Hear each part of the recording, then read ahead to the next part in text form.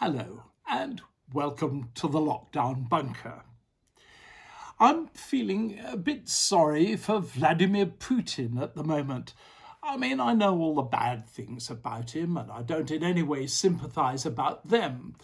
But maybe the faintly soft spot I've got for him comes from meeting him a few times and finding him a lot more pleasant in private than you'd guess from his public persona. The fact is, things aren't going well for him at the moment.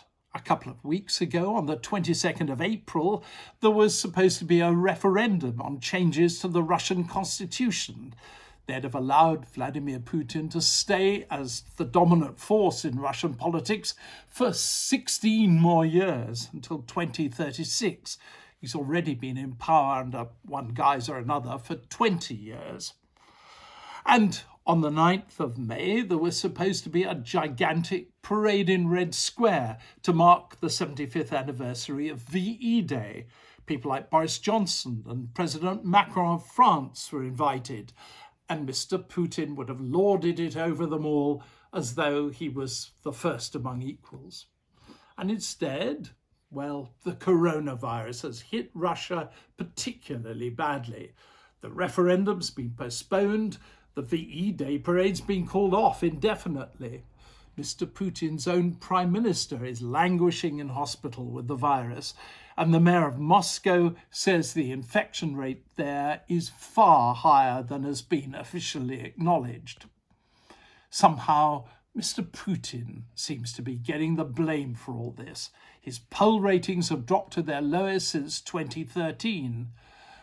True, the figure still stands at 63%, which is way ahead of President Trump or Boris Johnson, but it isn't good for him.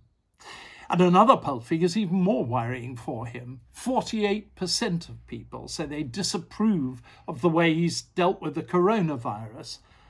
The bailout measures he's introduced to help people who are forced to stay at home are a lot lower than for most other industrialized countries. The fact is, Russia's got serious economic problems, which mean there's relatively little the government can do to help. Its big earner is oil, but oil prices are now at $26 a barrel. Russia can only meet all its financial outgoings comfortably if the oil price is around $100 a barrel. Mr. Putin will want to hold the referendum on his future powers as soon as possible, in case COVID-19 gets even worse.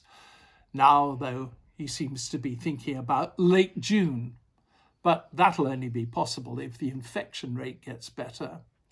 But it's all a bit depressing for a man who just until a few weeks ago thought he'd got everything worked out to perfection. Well, thank you very much for joining me. And until next time, goodbye.